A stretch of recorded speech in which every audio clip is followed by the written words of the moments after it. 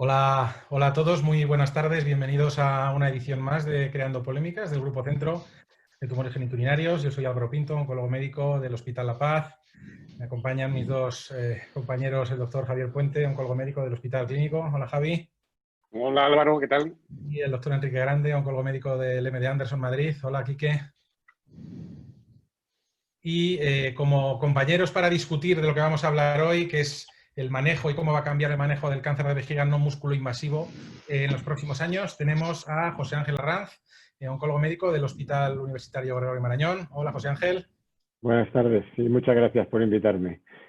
También tenemos a Pablo Gajate del Hospital Universitario Ramón y Cajal, oncólogo médico. Hola, Buenas Pablo. tardes a todos. Muchas gracias también por contar conmigo. Y para mí es un placer, un honor tener aquí a mi compañero de fatigas diarias y varias veces al día, probablemente, Mario Álvarez Maestro, urólogo del Hospital La Paz. Mario, muchas gracias. ¿Qué tal? ¿Cómo estás? Hola, ¿qué tal? Buenas tardes. Bueno, muchísimas gracias por la invitación. Es para mí un honor estar con oncólogos de tanto prestigio. Lo mismo decimos. Vamos a empezar a comentar, como decíamos, ¿no? Este tema del no músculo invasivo.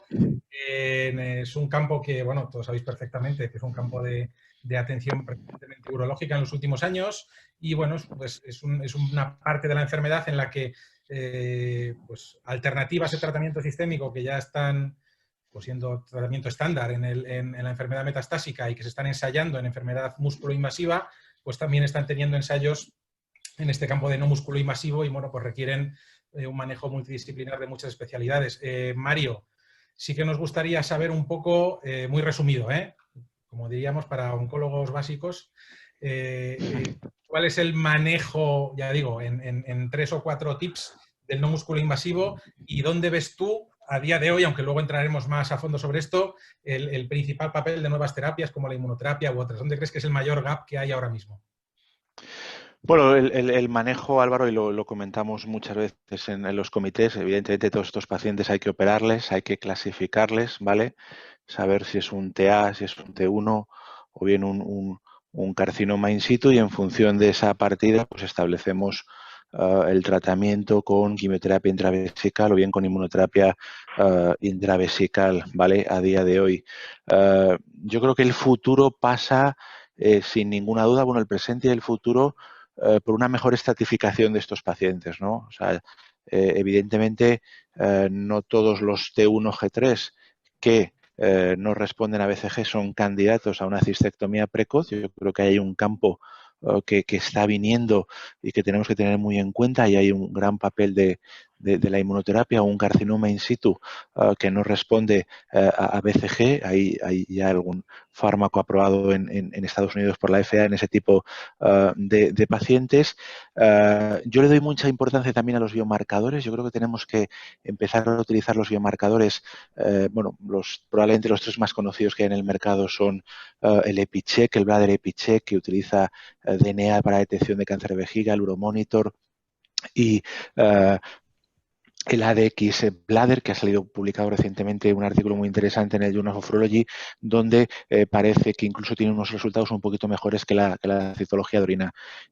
Yo creo que ahí los biomarcadores debemos utilizarlos en nuestra práctica clínica habitual de una forma más frecuente. Debemos confiar en ellos y, como a modo de resumen, tenemos que estratificar mucho mejor los tumores de vejiga no músculo invasivo, sobre todo los T1. Yo creo que hablar de T1 de alto grado, bajo grado, a día de hoy ya se nos queda corto por las diversas publicaciones que están en la literatura a día de hoy. Mario, para que no... O sea, vamos a entrar suave. Porque, Sí. porque el doctor Gajati y el doctor Arranz son un par de desgraciados. Entonces, vamos, para que te sientas cómodo y te relajes. No lo sabes tú bien. Sí. Pero para que te relajes, o sea, así entres en... ¿Sabes? No vaya a ser que el oxígeno ese que tienes ahí al lado te salte directamente. A ver, para oncólogos no básicos, sino para oncólogos rudimentarios, como yo, explícanos, por favor, qué es no respondedores a BCG y qué es BCG refractario. Si es lo mismo, quizás, si no, ¿cómo lo haces en el día a día? Bueno, es claro, eso se ha puesto ahora muy de moda. por el tema de los ensayos clínicos, ¿verdad? Eso hay una serie de publicaciones.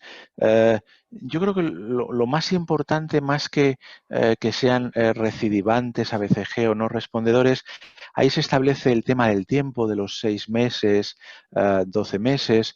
No es lo mismo, por ejemplo, un paciente que, por ejemplo, pues tenga un T1, tú lo tratas y desarrolla, por ejemplo, 6 meses después un carcinoma in situ, o bien que tenga un carcinoma in situ y, por ejemplo, a los 12 meses desarrolle también un T1, ¿no? Claro, ahí está el quid de la cuestión, ¿no? El 6 meses, 12 meses, ¿no? Dependiendo del paper que leas, esa es un poco digamos, la secuencia temporal. Lo más importante es si existe una recurrencia de la enfermedad o una progresión de la enfermedad, ¿no? Evidentemente, si tenemos un TA y el paciente evoluciona a un T1, pues tenemos una progresión de la enfermedad, ¿no?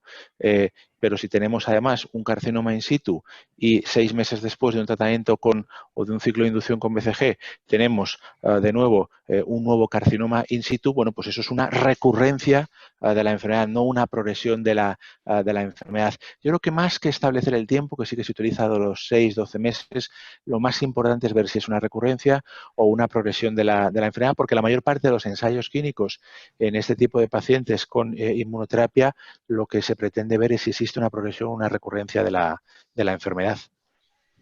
Chicos, a mí me gustaría preguntaros a los tres algo. Y quiero dejar a Mario al final de esta ronda, porque quiero saber la percepción primero de mis compis de oncología y luego la de Mario. Porque a mí me da la sensación de que inicialmente, a pesar de que sí que existe cierto consenso inicial, y Mario nos podrá comentar luego sobre el manejo de esta enfermedad, sobre todo cuando hablamos del alto grado, sobre todo, me da la sensación de que luego ahí se diluye un poco el consenso sobre el manejo en qué hacer posteriormente, ¿no? En aquellos pacientes que son refractarios o que recaen, ¿no? Que empieza a aparecer muchas alternativas terapéuticas, ¿no? En las guías y uno se pierde un poco, ¿no? Entonces ahí es donde empiezan a aparecer ensayos clínicos, como bien ha dicho Mario, ¿no? Que hablan de refractario y tal. Pero me gustaría saber, para Pablo, para José Ángel, ¿cuál para vosotros sería el objetivo más interesante cuando tenéis un paciente de estas características que podéis participar en su tratamiento? Es decir, si tenéis que diseñar un ensayo clínico vosotros como oncólogos médicos, ¿cuál sería el objetivo que os marcaríais? Y luego, Mario, ¿qué objetivo te marcarías tú? Es decir, en un ensayo clínico de un paciente con un carcinoma urotelial no musculoinvasivo de alto grado que progresa a la BCG, ¿qué objetivo sería el que tendríamos que plantear para hacer un estudio? ¿Vale? No sé quién quiere empezar de los tres. Empiezo yo. Bueno, José Ángel, sí, por edad, si No, quieres. no. Yo, a ver, si Enrique es un oncólogo rudimentario, yo en esto estoy en la fase de mórula o así, blástula incluso, porque tengo cantidad de dudas de concepto. Entonces, claro, ya nos hemos tirado directamente a la piscina del carcinoma refractario a BCG o no respondedor, o en el que falla BCG, porque la nomenclatura está bastante confusa. Entonces, claro, a ver, aunque me gustaría luego volver sobre estos términos, porque a mí me parecen la clave del asunto, yo creo que aquí, hasta que no sepamos todos bien de lo que hablamos, no vamos a poder avanzar, y yo creo que no hablamos todos el mismo lenguaje, entendiendo por no hablar el mismo lenguaje, tener el mismo concepto. Si uno lee las guías de la AEU, las recomendaciones de la NCCN y otra literatura y tal, pues al final no sabe muy bien la diferencia que hay entre un refractario, un resistente, una recaída. Realmente hay términos que se solapan entre ellos y, bueno, hasta que no hagamos un lenguaje común, como digo, pues no. Pero bueno, si entramos ya al terreno del paciente que tiene un tumor incurable, porque para mí un paciente refractario, resistente o en recaída a BCG tiene una enfermedad urotelial incurable, no voy a decir tumor, pero sí una enfermedad urotelial incurable, que en caso de curarse se cura con cistectomía radical y aunque un 10% pues tienen metástasis, afectación ganglionar, incluso en estas situaciones, ¿no? Podría ser un objetivo razonable en un ensayo, un área de mejora podría ser el conseguir supervivencia libre de progresión y por lo tanto con vejiga intacta a un tiempo X, digamos a 5 años. Pero yo pondría supervivencia global. Es decir, un paciente con un con un T2 de vejiga que se hace cistectomía prácticamente se cura en un 80%, no podemos aceptar que un tumor con menos estadio que esto, que en T2, es decir, menos del 80%, tenga una supervivencia a 5 años por debajo del 80%. Para mí, cualquier objetivo intermedio que se pueda considerar en los ensayos debe tener al menos cubierta esta supervivencia global de en torno al 75-80% como mínimo, de ahí para arriba, a 5 años. Claro, pero lo que comentaba antes era que si tú tienes un paciente con un alto grado que, bueno, pues digamos que ha recaído tras una inducción, un mantenimiento de BCG, etcétera, y no es lo mismo que ese paciente entre en un estudio o que diseñemos algo después de que Mario le ha intervenido y le ha hecho una resección máxima y ya no ve tumor, y nosotros podemos plantear un estudio para evitar la recaída posterior, que es lo que tú decías, José Ángel, ¿no? Pues que no tenga más enfermedad visible, que aquel paciente que entra en un estudio teniendo tumor en la vejiga para evitar la cistectomía, ¿no? Mario, ¿cómo lo ves esto? A ver, lo que ha dicho José Ángel es una gran verdad. O sea, a día de hoy, el gol estándar en aquellos pacientes, digamos, con un cáncer de vejiga no músculo invasivo de alto riesgo que no han respondido a la BCG, es la cistectomía radical precoz, ¿no? Que llaman los americanos, porque ya lo publicaron hace muchos años, ¿no? Y es verdad que consigue una tasa de supervivencia del 80%, como ha dicho José Ángel, por encima de los 5 años. A día de hoy nadie ha superado o ningún fármaco ha superado esas cifras. ¿Cuál es el problema? Y todos lo sabemos, la cistectomía radical es una cirugía con una morbimortalidad no despreciable. O sea, es una cirugía que requiere un ingreso hospitalario de mínimo 7 días, una derivación urinaria externa o, en el mejor de los casos, una neovejiga. Y bueno, pues yo creo que por eso y con la aparición de estos perfiles moleculares, genéticos del cáncer de vejiga, bueno, pues por eso se ha reactivado todo este tema de los ensayos clínicos en esta fase de la enfermedad, ¿no? A tu pregunta, Javier, de cuáles serían los objetivos. Pues mira, yo estoy de acuerdo con lo que habéis dicho, pero a día de hoy los objetivos de los ensayos clínicos que se están realizando o que ya se han realizado es la tasa de respuesta completa a un año y la supervivencia libre de enfermedad. Los fase 3 que están apareciendo ahora en carcinomas in situ que no han respondido a BCG inducción es la supervivencia libre de enfermedad como endpoint, ¿no? Bueno, yo creo que eso es a tenerlo en cuenta, pero a día de hoy la cistectomía es lo que mejores resultados ofrece a largo plazo desde un punto de vista oncológico. Sí, sin embargo, seguro que Pablo en la consulta tiene muchos pacientes, no de su hospital, vamos a decir de otros hospitales, de toda la que vienen comunidad, donde constantemente se les están tratando a estos pacientes de forma reiterada con diferentes fármacos o de instilaciones, ¿no? Y no se está ofreciendo esa que tú estás comentando, ¿no? También. Yo una duda que tengo al respecto de esto es, o sea, es verdad que nosotros somos muy oncólogos, ¿no? O sea, es fácil cuando un paciente progresa, cambias de línea, ¿no? O sea, siempre tienes una acción-reacción que más o menos está protocolizada, estandarizada. Y es verdad que yo aquí cuando veo el diseño de los ensayos, ¿no? Pues tanto el de Pembro como el de Atezo, teóricamente son pacientes refractarios ya a BCG, cuyo tratamiento más estándar realmente sería la cistectomía radical, ¿no? Como ha dicho Mario. Pero luego cuando ves los resultados del tratamiento posterior a la progresión de esos pacientes que progresan al tratamiento de los ensayos, más o menos se operan exclusivamente la mitad de ellos. O sea, es decir, que probablemente la cistectomía radical igual no es un tratamiento tan estándar como podríamos pensar, desde una mentalidad muy simplista, a lo mejor, que es verdad que Mario al principio ha dicho que no todos los pacientes PT1 o G3 son para cistectomía radical. De todas maneras, hombre, nosotros aquí yo creo que tenemos una obligación, que es la de conocer esto, y un papel bastante de apoyo, en todo caso, al urólogo, porque realmente nosotros opinamos con un informe de anatomía patológica y el urólogo pues tiene la visión de la imagen, tiene por supuesto el conocimiento, el expertise, y realmente en cuanto a decidir una cistectomía o no, yo a veces recibo en algún paciente segunda opinión, mire usted que llevo que esto no era grave y tal, pero de repente me dicen que me quitan la vejiga. ¿Qué me recomienda usted? Pues lo que le haya recomendado el urólogo. realmente, ¿no? Pero bueno, pero en cualquier caso, sí que me parece a mí que, ya que esto es una cosa de debate y tal, ¿no? Podemos ir, sin entrar en lo molecular, donde yo ya, ni en fase de blástula siquiera, sí que hay un montón de conceptos que a mí me parece que podemos ir clasificando en cajones diferentes. Por ejemplo, y retomando la idea de refractario resistente. Una cosa es un paciente refractario a BCG que después de hacer la RTU diagnóstica de esta refractoriedad o recaída o como lo queramos llamar, vamos a obviar un poquito esto, el urólogo consigue dejar al paciente sin enfermedad. Y este concepto, a mí me gustaría que esto nos definieran qué es sin enfermedad, porque esto varía de un urólogo a otro y de un centro a otro, me refiero.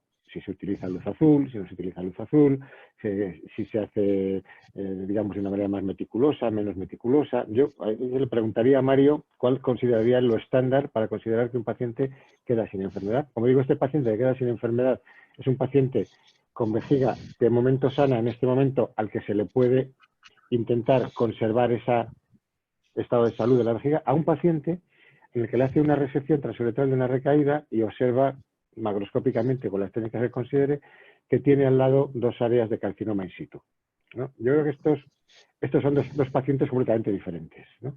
Y de hecho, en los ensayos clínicos y en las recomendaciones incluso de la FDA se consideran de manera diferente. Yo empezaría por preguntarle al urólogo cómo diferencia, cuál es el mínimo estándar que tiene que hacer un urólogo para considerar una de estas dos situaciones.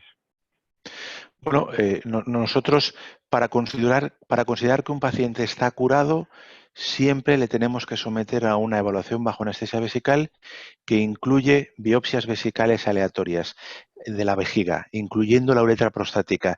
Esas biopsias tienen que ser negativas para considerar que ese paciente a día de hoy está curado, independientemente de que tenga una prueba de imagen como pueda ser una tacografía donde no se vea lesión residual, pero todos estos pacientes tienen que tener biopsias vesicales aleatorias. Una cosa que me llama mucho la atención a colación de los ensayos clínicos que hemos estado hablando es que curiosamente, yo que lo he leído en profundidad, el ensayo clínico con pembrolizumab que ha sido aprobado por la FDA en Estados Unidos en CIS refractario o resistente a BCG tras un ciclo de inducción, esos pacientes no requerían tener una biopsia vesical negativa. O sea, esos pacientes se seguían con cistoscopia y con citología de orina. Si la citología de orina era negativa y el urólogo o el investigador que hacía esta cistoscopia no veía tumor, lo consideraba como que no había enfermedad. Yo creo que eso no es del todo correcto y que estos pacientes deberían tener unas biopsias vesicales con un anatomopatólogo que nos diga que no hay enfermedad en esas biopsias de la vejiga. Yo creo que eso es muy importante. Mario, una pregunta también, bueno, para todos. Como bien has dicho, estos primeros ensayos, ¿no? La aprobación de pembro por la FDA es en base, pues eso, a pacientes resistentes refractarios. Luego, en otros ensayos, como sabéis también, se está usando la inmuno en combinación con BCG. Mario, ¿tú cómo lo ves? Quiero decir, ¿realmente es por ampliar el nicho incluso de mercado, ¿no? De una potencial aprobación? Si tiene mucho sentido combinar inmuno con BCG, o crees que realmente es más interesante BCG y si la BCG fracasa, entonces sí irá por inmunoterapia? Bueno, yo creo, Álvaro, a la respuesta a tu pregunta es como la BCG se considera el tratamiento estándar, evidentemente no podemos eliminar de la ecuación a la BCG a día de hoy. Entonces, como en cualquier ensayo clínico, por eso se combina ahora mismo con inmunoterapia. Yo creo que si estos ensayos clínicos se combinan la BCG más la inmunoterapia, los resultados son positivos, probablemente el siguiente paso sea comparar esa inmunoterapia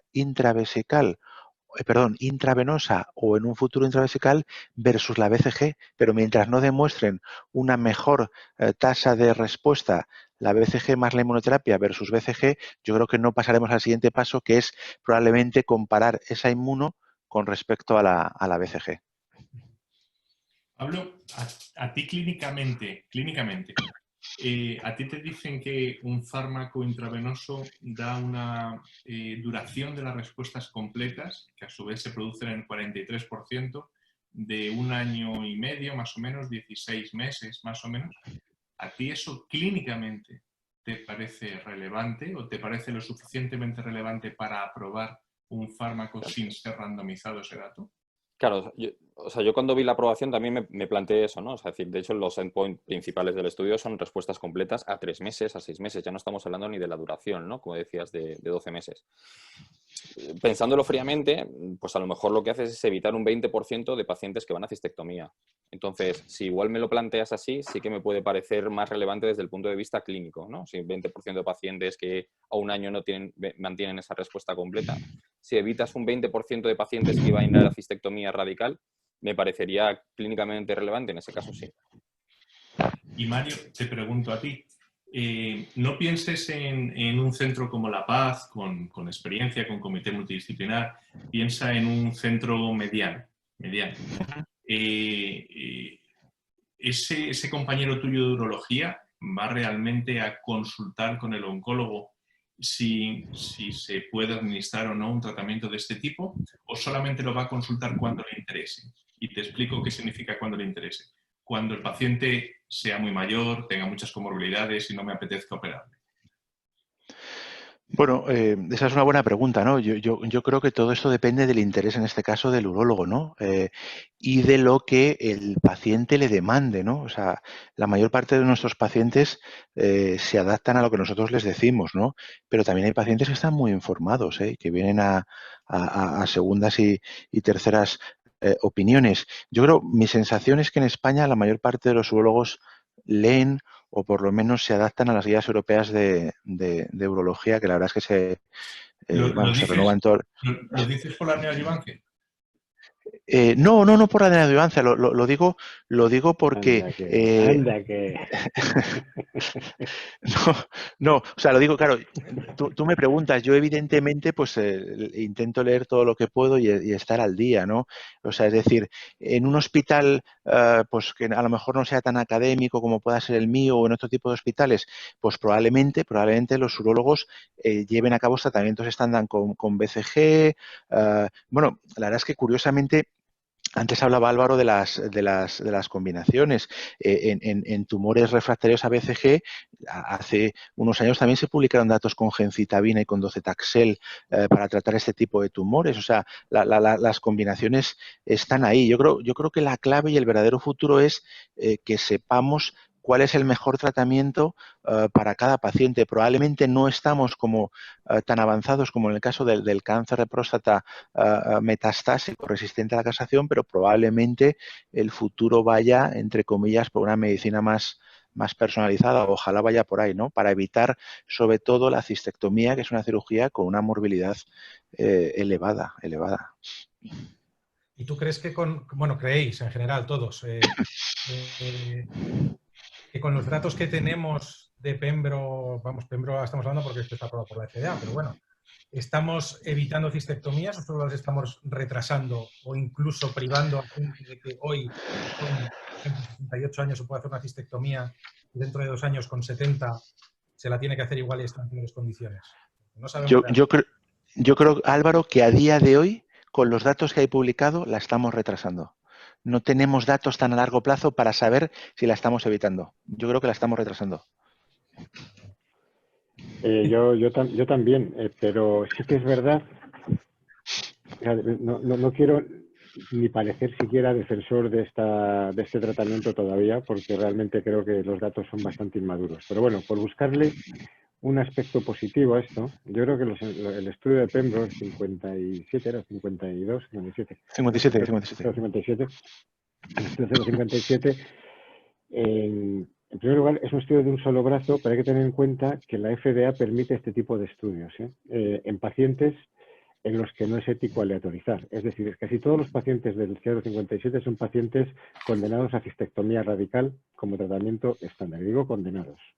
Digo condenados en el sentido de que no hay alternativa razonable y no hay un brazo control razonable. De hecho, en el estudio aleatorizado en los estudios aleatorizados, que se pone como brazo control la BCG en refractarios a BCG, pues hay algunos problemas éticos para esto, ¿no? Entonces, en ese caso, sí que es verdad que con seguimiento corto, más o menos la mitad, a grandes rasgos, mantienen la cistectomía durante un par de años. Ahora, el asunto está en preguntarles a estos pacientes, ¿a usted le parece rentable mantener una vejiga 2 años más con las correspondientes cistectomías de control, etcétera, perdón, cistoscopias de control, etcétera, y estar ahí con una bomba de relojería nadando para morir en la orilla? Bien, es verdad que en teoría este es un tratamiento sistémico que evita también los problemas de las recaídas en la uretra prostática y en el ureterio superior, debería evitar en el ureterio superior, etcétera. Pero yo creo que yo no entiendo a los pacientes y trato de convencerles que vienen a la consulta buscando razones que justifiquen en un paciente refractario a BCG con carcinoma in situ aguantar un poquito más su vejiga. Yo no lo entiendo. No lo entiendo. Ya. Creo que solo lo estamos recogiendo. Eso es una realidad que yo creo que Mario ve mucho y los urólogos Yo- ven con mucha frecuencia. Es yo, que hay que ver al José, paciente delante. Yo, José Ángel, soy urólogo, me encanta operar, de verdad que me encanta operar, pero también tengo esta mentalidad que creo que hay que tener científica y médica, ¿no? Insisto, la cistectomía radical con una derivación urinaria externa, con un breaker, un paciente que acaba con un estoma cutáneo en la piel el resto de su vida, no es lo mismo hacerlo con 80 años que con 60 años. La carga psicológica que puede tener esos pacientes de por vida. Hay un porcentaje de pacientes que luego pueden tener una estenosis, un estrechamiento de esa derivación urinaria y tener cateterizados de por vida ambos uréteres. Insisto, la cistectomía creo que es una excelente cirugía para tumores localmente avanzados de vejiga.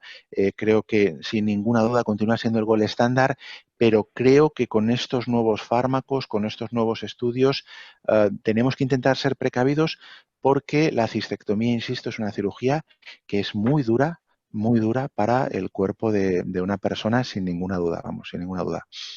Yo creo que daba la clave ahí, Mario, porque me acuerdo cuando estábamos debatiendo este sentido y hablando con Peto Grivas en el simposio que hubo del SOUJ aquí en España, que nos comentó algunos de estos estudios, ¿no? Y que yo creo que en España estamos participando en muchos de ellos. A mí, por eso hice la pregunta al principio de que hay poco consenso en el manejo, porque claro, si tú estás haciendo cosas diferentes entre los centros, porque aunque hay algo clave que es la cistectomía, como bien dices tú, Mario, que es el tratamiento estándar con los mejores resultados en supervivencia a largo plazo, pero luego cuando un estudio tiene como endpoint otra cosa y encima cuando esos pacientes recaen no se les está ofreciendo adecuadamente el tratamiento estándar a priori, que es la cistectomía, es muy difícil al final tener claro qué es lo que está aportando ese medicamento. A lo que voy es que si hacemos un estudio bien hecho, donde los pacientes que progresan acaban haciendo cistectomía, podremos comprobar si ese medicamento está retrasando las cistectomías. Pero si encima cuando recaen y fracasan no les estamos operando, sino que estamos haciendo otras cosas, es muy difícil al final que ese medicamento se traslade en algo práctico, ¿no? Que tanto el urólogo compañero mío como yo digamos, pues sí, podemos hablar con el paciente. Porque si yo al final le voy a decir, mira, va a entrar en el estudio y cuando progrese, pues ya veremos. ¿Le podemos operar o le volvemos a poner otra cosa? Claro, el problema aquí es como en el juego de las 7:30, ni pasarte ni quedarte corto, ¿no? Claro, este es el punto. Entonces, claro, yo creo que imaginemos un mundo ideal en el que supiéramos los resultados con pembrolizumab o con cualquier otro inhibidor, bueno, cualquier terapia sistémica, por dejarlo de una manera clara, y quitando de lado el sesgo de que hay poca BCG. Si hubiéramos claro, por ejemplo, estudios que nos dijeran lo que da de sí un tratamiento sistémico en cuanto a supervivencia libre de recaída y con vejiga conservada, que sería el endpoint, ¿no? En cuanto a pacientes que tienen, después de que el urólogo le diagnostica una recaída refractaria a BCG, tiene carcinoma in situ. Y cuando sale del quirófano el paciente, todavía tiene carcinoma in situ en su vejiga en múltiples, porque las biopsias que se han hecho así lo demuestran y por lo tanto queda tumor. Este es un paciente que, dejado a su libre evolución, va a ser un infiltrante antes o después, necesariamente, y para el cual la BCG no sirve de nada. Por lo tanto, no sirve de mucho, vamos, por lo menos en los datos que hay hasta ahora. Un paciente puede que todavía se beneficie y depende también de en qué momento esté, si de inducción o en fin, ¿no? Pero bueno, independientemente de eso, es un paciente de altísimo riesgo. Un ensayo clínico centrado en estos pacientes, que es muy peligroso y que no podría ser randomizado, porque no se puede randomizar a lo que sea más placebo, nos dejaría a una población que a lo mejor, pues es verdad que se puede demostrar que un tratamiento sistémico funciona. Ahora bien, si me contaminas el estudio con pacientes en los que Mario detecta una recaída, vamos a decir precoz, vamos a decir 6 meses, 3 meses, pero de un TA o un T1 hasta un T1G3, y que él ha quitado, y que en las biopsias la cosa sale negativa, claro, ese paciente, por evolución natural, puede conservar su vejiga solo con el acto quirúrgico del urólogo durante muchísimo tiempo o incluso hasta no recaer. Por lo tanto, claro, dar una cifra como la de 30% de no sé cuánto era de supervivencia libre de progresión a no sé qué años, si no dice nada, si no lo especifica por subgrupos en este sentido, que básicamente tienen que ver dos cosas. Uno, enfermedad residual, sí, no, en la vejiga después del acto urológico. Dos, tipo de enfermedad residual, carcinoma in situ o enfermedad papilar, TA, etcétera, ¿no? Por lo tanto, aplicar a cualquier paciente los resultados de estudios, entre comillas, contaminados, a mí me parece peligroso. No digo que, en fin, luego lo que uno quiere hacer no lo puede hacer en la realidad y los estudios se pueden hacer como se pueden hacer, ¿no? No es una crítica, pero sí es una interpretación que debemos tener en cuenta. Y es algo que puede variar mucho de unos estudios a otros, ¿eh? Yo creo, perdón, es que se me ha ido la imagen. Espera. ¿Me oís? Pues se te ve y se te oye perfectamente. Es que se me ha bloqueado el ordenador. Perdonadme. Bueno, una cosa que es muy importante, que a lo mejor lo hemos dado por supuesto, pero que hay que tener en cuenta, yo creo que estamos hablando de variantes uroteliales en todo momento, ¿no? Yo creo que para la gente que nos esté escuchando, probablemente habrá residentes que nos estén escuchando, es muy importante tener en cuenta que no es lo mismo un carcinoma urotelial T1G3 que un plasmocitoide T1G3, Correcto. que un variante NIDOS T1G3, en fin, que tengamos en cuenta que tanto la Asociación Americana, las guías NICE, como la Asociación Europea de Urología, hay ciertas variantes no uroteliales de vejiga que ya sea que tengan un T1G3, que consideran de entrada, si existe una invasión linfovascular, llevar a cabo una cistectomía radical, ¿vale? Eso yo creo que es muy importante tenerlo claro, ¿de acuerdo? De hecho, estos ensayos clínicos que se están haciendo, sobre todo se evalúa el carcinoma in situ, en el de pembrolizumab solo se estudiaron pacientes con carcinoma in situ, aunque hay un nuevo ensayo, el de la SWOG, el 1605, si no recuerdo mal, con atezo, que sí que permitía incluir pacientes con carcinoma in situ, TA y T1, ¿no? Entonces, yo creo que esa diferenciación también es muy importante que lo tengamos en cuenta, y Álvaro lo sabe perfectamente. En nuestro comité, un T1G3 plasmocitoide casi seguro va directo a una cistectomía radical. Yo creo que eso es importante tenerlo en cuenta. Sí, sí.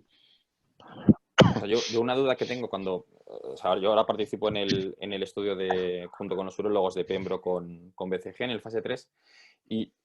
El 676, ¿no? El 676, es eso es. El 676, sí. Entonces, cuando realmente vas a confirmar los criterios de inclusión del paciente y tal, la verdad es que es hasta un problema entender lo que quiere decir refractario, no refractario. Es decir, que yo creo que eso, intentar integrarlo en la clínica práctica, al final lo terminaremos haciendo, pero yo creo que probablemente es algo que tampoco se hacía muy protocolizado anteriormente, y claro, a la hora de aplicarlo, pues estamos hablando de una población un poco que realmente no tenemos muy identificada, ¿no? Ese estudio, Pablo, el Ramón y Cajal es el mayor reclutador en Europa Sí, de ese estudio. Es muy difícil reclutar pacientes porque son pacientes con un carcinoma in situ que tras un ciclo de inducción de BCG hayan recibido al menos 5 o 6 instilaciones con BCG, tengan una citología de orina positiva, se les hace una nueva evaluación bajo anestesia vesical y tengan un CIRS persistente. No es fácil reclutar esos pacientes. Ya veremos, y lo que estabas comentando, ¿no? Es una subpoblación de pacientes muy específica. Yo creo que probablemente tengamos que ampliar estos ensayos clínicos y probablemente nosotros hemos participado recientemente en el ensayo clínico Potomac con durvalumab en aquellos pacientes con cáncer de vejiga no músculo-invasivo de alto riesgo y a esos pacientes de entrada, una vez realizada la resección de vejiga y la RRTU, ¿de acuerdo? Se les ofrecía entrar en ese ensayo clínico donde había 3 brazos de tratamiento, pero no se esperaba que hubiera persistencia, recurrencia. Luego probablemente ese cáncer de vejiga no músculo invasivo de alto riesgo, de primera elección de tratamiento, ahí es donde tenemos que meter estos nuevos tratamientos y compararlos con la BCG. Yo creo que ahí es donde, y porque vamos a tener muchos más pacientes además para claro, poder, Mario, esa es la clave. De hecho, nosotros que también hemos participado en el Potomac, es mucho más sencillo, porque claro, es una población que te diré por la puerta, cumples un T1, G3, es de alto grado, es un carcinoma in situ, sí, entra para el estudio. Claro. Y te dejas de conceptos de refractariedad, de resistencia, recaída, etcétera. Y es mucho más sencillo. Es que en este estudio... Sí, perdona, Probablemente avancemos más en el conocimiento de la enfermedad. Totalmente. De estos altos riesgos, si aplicamos estos fármacos de primera línea en este tipo de pacientes. Por lo tanto, el objetivo ya no debe ser tanto conservar la vejiga más tiempo. El objetivo es curar la enfermedad urotelial, ¿no? Lo antes posible, sin duda. Curar una cosa que hoy es incurable, efectivamente. Entonces, claro, el hecho de, digamos, poner el foco ahora temporalmente, porque estoy de acuerdo contigo en que hay que utilizarlo, hacer estos ensayos más precozmente y compararlos con BCG en un head-to-head, pues donde pones la BCG, poner esto a ver si igual que se hizo con la BCG y la mitomicina en su momento, ¿no? Pues ver si esto supone un avance o no, y ya está. El problema es que estos estudios de, por ejemplo, tipo Potomac, vienen lastrados porque las 3 ramas tiene BCG y eso ha lastrado el reclutamiento de este estudio, ha prolongado el reclutamiento, ha lastrado todo lo que es el tener el BCG y eso paró el reclutamiento cuando iba muy bien. Y ahora que nosotros terminamos ya el Potomac, empezamos con el estudio de Pfizer, con el PD-1 de Pfizer, pues tienen los mismos problemas porque no se lanzan a un head-to-head de inmuno frente a la BCG, se lanzan a combinaciones de BCG más inmuno y eso tiene... Claro, pero porque es que, Javier, es que no pueden hacer eso hasta que no se demuestre que la combinación es mejor. El siguiente paso es lo que tú dices, es compararlos entre ellos. Sí. El problema está en que si tú haces un paralelismo con el carcinoma in situ de la mama, vas a tener que esperar mucho tiempo, probablemente en estos estudios, que son primera línea, por así llamarlo, de alto grado, para poder tener datos lo suficientemente importantes como para cambiar la práctica clínica en el futuro, ¿no? De todas maneras, Mario, yo fíjate, yo no estoy de acuerdo con que, bueno, que evidentemente no es culpa tuya, claro. No estoy de acuerdo con que digas que tienen que hacer antes de mostrar esa cosa, ¿no? Porque no es verdad. Es decir, el hacer un ensayo en los pacientes que están al borde del precipicio, es decir, aquellos que habría que operarles como única manera de salvarles ya de una situación de refractariedad o de no respuesta a BCG, supone ponerles en mucho riesgo. Pero un diseño, por ejemplo, de primera vez que a uno se le plantea la opción de necesitar BCG, aleatorización, BCG, anti-PDL1.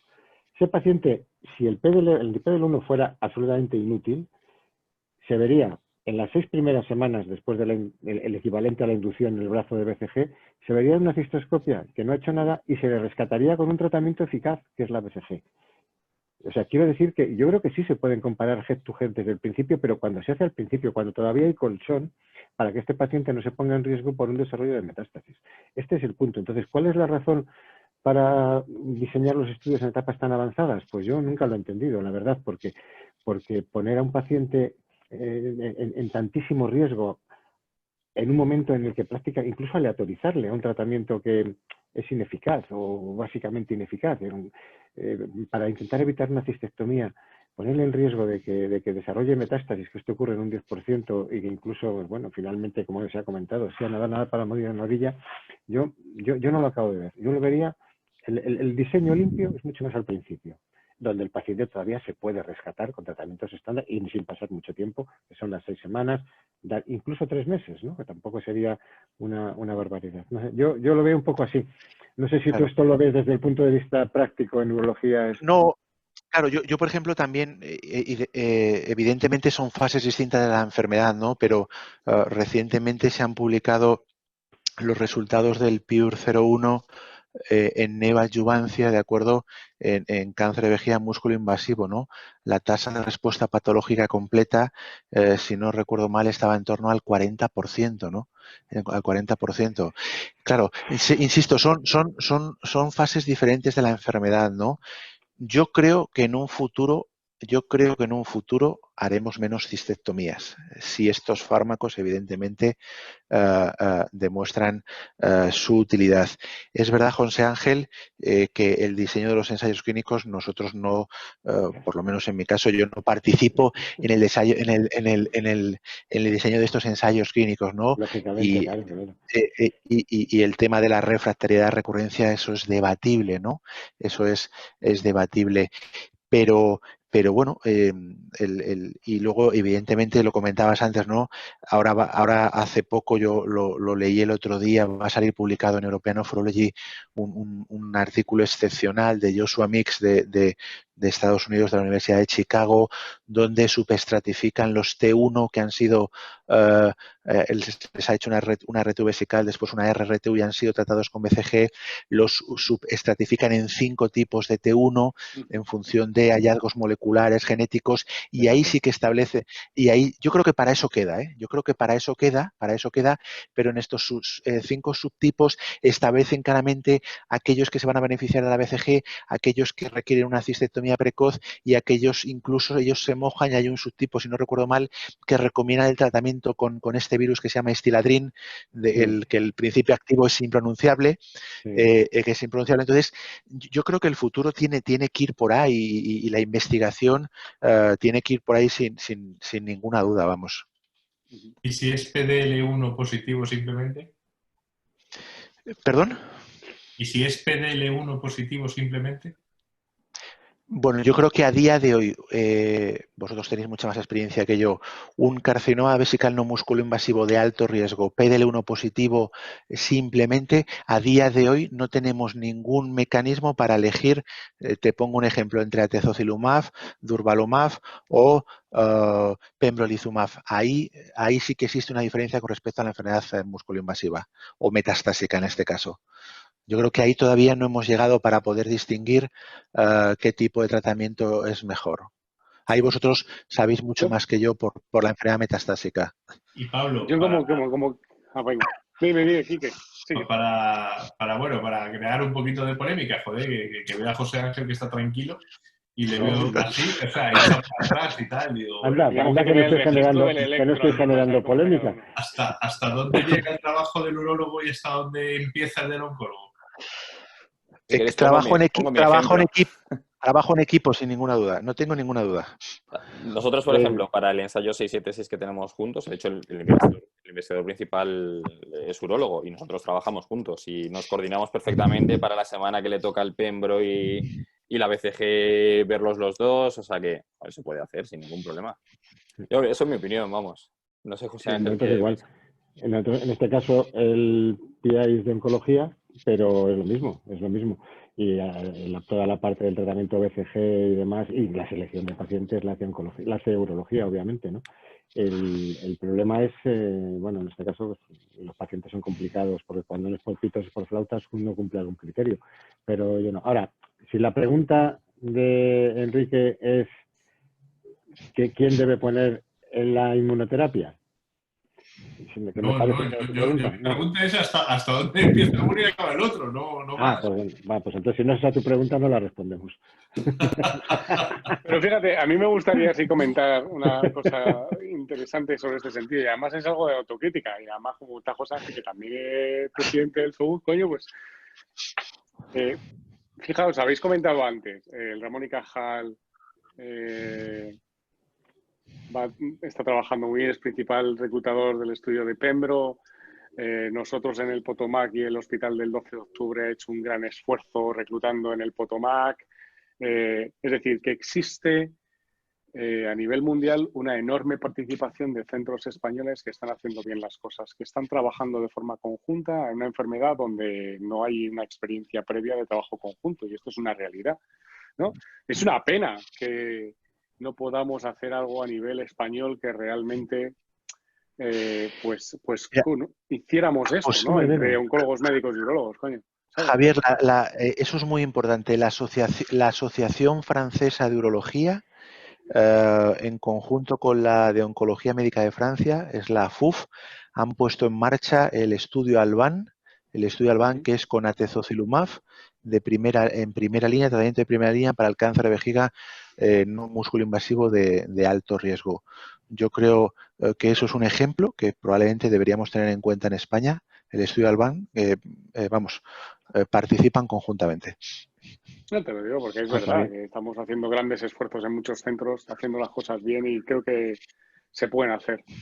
El doctor Casinello hace una pregunta para el doctor Arranz. Ay, madre. Asumiendo que se tendrá o sea, que no impactará en supervivencia global el tratamiento con Pembro, con Atezo, en esta indicación, ¿sería útil acuñar el término de supervivencia libre de cistectomía radical? ¿Por qué no? A ver, la única... A ver, claro, sí. De hecho, o sea, yo si tuviera que... Si fuera paciente, lo primero que le preguntaría a mi médico cuando me va a tratar con una cosa nueva es: ¿con esto voy a vivir por lo menos lo mismo? Si vivo más ya no tengo ninguna duda, claro. ¿Voy a vivir por lo menos lo mismo? Sí. Entonces, ¿qué ventaja me ofrece? Pues me ofrece el que probablemente el tratamiento es más cómodo, intravenoso frente a las instilaciones vesicales y la BCG en concreto, ¿no? Ya es bastante. Y segundo, que me quedo, digamos, tengo más posibilidades de conservar mi vejiga en su sitio, que para eso la puso Dios ahí. O sea, te quiero decir que evidentemente a igualdad de supervivencia global podemos tener no solo supervivencia libre de cistectomía, sino calidad de vida y comodidad de administración, ¿no? Por supuesto, claro que sí. Sí. Debería ser algo parecido a una supervivencia libre de recaída, ¿no? Porque teóricamente a estos pacientes deberías de hacerles cistectomía. O sea que... Es lo que hablábamos antes, ¿no? De que no hay consenso luego, que muchas veces... También es verdad, yo que tengo menos experiencia en el manejo de la inmunoterapia intravenosa con respecto a todos vosotros, también es verdad que tenemos que tener claro que hay que explicarle muy bien a los pacientes los posibles efectos secundarios que puede haber con la inmunoterapia. Algunos de ellos pueden ser muy graves. Eso es muy importante. Nosotros hemos tenido aquí uno grave, no músculo invasivo de alto riesgo, y también recuerdo uno en neoadyuvancia con inmunoterapia. Eso es muy importante que los pacientes lo sepan, porque la inmunoterapia, insisto, vosotros tenéis más experiencia que yo, va muy bien en muchos pacientes, pero los efectos secundarios pueden llegar a ser graves en un pequeño porcentaje de los pacientes. Incluido, Mario, la BCG. Porque sin duda. Pues hemos tenido un caso de una ortitis granulomatosa tuberculosa en un paciente. Sin duda, yo he visto BCGitis pulmonares, artritis pulmonares, existen retracciones vesicales por BCG que acaban con una microvejiga. No, es que el problema de la BCG es que hasta hace poco tiempo no hemos tenido otro fármaco, otra cosa para compararlo. El otro día lo decía muy bien el doctor Antonio Alcaraz en el curso online en el que participábamos, ¿no? Es que la BCG, bueno, primero que a día de hoy nadie sabe muy bien cómo actúa la BCG. O sea, en el fondo no sabemos cómo actúa la BCG. Probablemente por eso también están surgiendo todos estos nuevos fármacos, ¿no? Hombre, salvando las distancias, es como sucedía en el cáncer de próstata resistente a la castración metastásico con la quimioterapia, hasta que aparecieron estos nuevos fármacos, ¿no? Salvando las distancias, ¿no? Evidentemente no, pero con la BCG sucede algo muy parecido, muy parecido. José Ángel, que te veo con la sonrisa, pero también la toxicidad viene de la mano de la experiencia del que la pone, ¿no? Bueno, yo quiero decir que quería decir a Mario que tiene toda la razón en lo que dice, y que yo lo que he dicho es, con toda la intención, mayor comodidad de administración. no he hablado de mejor tolerancia, ni nada por decirlo. ¿Por qué? Porque efectivamente, hombre, yo creo que es más cómodo que te pongan el tratamiento por una parte que por otra, ¿no? Siempre, ¿no? Ya estamos generando polémicas del tratamiento de, digamos, de inmunoterapia, ¿no? Pero efectivamente, todo lo que ha dicho Mario tiene toda la razón, ¿no? En el sentido de que los efectos secundarios, hombre, por supuesto que tienen que ver con la experiencia, tiene que ver en cuanto a reconocerlos, porque es verdad que a medida que vamos teniendo mucha más experiencia con el uso de inmunoterapia, pues ya empezamos a olfatear los efectos secundarios graves, incluso muy al principio, ¿no? Esas mialgias, estas cositas de estoy cansado, a ver, en fin, ya hemos aprendido a reconocer un patrón de cuidado, pídele, tal, vamos a pedir por si acaso, ¿no? Por José supuesto que Ángel, sí. hemos entrado en los últimos 9 minutos, macho. Esto se pasa muy rápido. ¿Qué quieres, que te dé un titular? ¿Tú lees? No, mucho más sencillo, mucho más primitiva la pregunta. Sabes que es mía. ¿Tú lees La Razón? Sí. Bueno, sí, leo todos sus periódicos. Pero últimamente, la última semana, ¿has leído La Razón? Sí. Sí. Sí. Vale. Nada. Yo no sé qué ha pasado. Si me lo podéis contar, yo no lo he leído. Yo tampoco me he enterado. Bueno, pues yo diría dos cosas. Primero, que por WhatsApp os podemos pasar el link. Segundo, que se refiere a unas declaraciones del presidente y otro miembro de la Junta Directiva de la EU. Me imagino que te refieres a eso. Pues no demasiado amistosas y bueno, pues yo tampoco quiero en este momento decir nada sobre eso. Ahora sí que diría una cosa. Esta idea que se comenta aquí de hacer trabajos la mayoría de los urólogos y la mayoría de los oncólogos nos llevamos. Por eso te digo. La mayoría de los urólogos y la mayoría de los oncólogos queremos trabajar juntos. De hecho, trabajamos juntos todos los días. Y bueno, pues no puede uno estar bailando cada vez que cualquiera toca la flauta. Pues a veces nos apetece bailar y a veces no, y que quiera tocar la flauta que la toque. Y ya está, ¿no? Ahora, dicho esto, pues yo sí que animaría a que desde luego, según nos ofrecemos, a que con urólogos que están en esta línea, que son la gran mayoría, de hacer cosas juntas, de avanzar en la ciencia, de diseñar esos estudios, que luego diseñar bien esos estudios que criticamos en nosotros, que me parece que no has puesto ese criterio, porque has puesto este otro. Pues estaríamos encantados de trabajar con ellos. Oye, que ya tienes encima de la mesa una propuesta desde el clínico que presenté en el SOGUG. ¿Las financias me da? No, perdona, no es una propuesta, eso está aceptado. Eso está aceptado. Es más, fue un reto, porque te dijimos, no te quedes ahí, sino que vamos a hacer algo nacional. Pues, y eso está. Hay tres cosas que se aprobaron, una es esa, trabajar en un no músculo infiltrante y con urología y con tu proyecto y tal, que desde luego, bueno, está encima de la mesa el financiar ese y los otros dos que se aprobaron en la reunión de investigadores. Vamos, financiar, de sentarnos en una mesa y ver hasta dónde podemos llegar, porque esto era una fase muy piloto, muy inicial, pero a partir de ahí, poner en marcha estudios en colaboración con urología y con radioterapia, estaríamos encantados, sería el sueño dorado. Y yo creo que la mayor parte de los urólogos de este país y de los radioterapeutas de este país y de los oncólogos de este país estamos por eso. Y lo que sale en La Razón, pues bueno, pues ya está. Claro. Pero yo creo que Mario está de acuerdo en que hay que premiar a esos centros que están haciendo las cosas bien, y que se está trabajando de forma conjunta de una forma muy rápida y muy bien. Es que tú vas a los reclutamientos de los estudios y gente que incluso no participa en los estudios y que les ves y que tienen ánimo de hacer cosas, yo creo que es la mejor manera de premiarlos, ¿no? Y Mario decía lo de los franceses, pues los franceses lo están haciendo bien. Bueno, en la mayor parte de los hospitales, digamos, grandes de Madrid, en el 12 de octubre, Clínico, Gregorio, Ramón y Cajal, La Paz, trabajamos conjuntamente urología y oncología médica. Bueno, es que no hay otro camino, vamos, es que no hay otro camino. Es lo más cómodo para todos, ¿eh? O sea, decir, para mí es muchísimo más cómodo la consulta conjunta que el tener que estar de un lado para otro, vamos. O sea, yo creo que es imprescindible. No sé, Álvaro, que no le oigo, no sé si está por ahí Álvaro, ¿qué piensa? No, hombre. Realmente, a ver, que tampoco es por... La EAU ya ha bloqueado.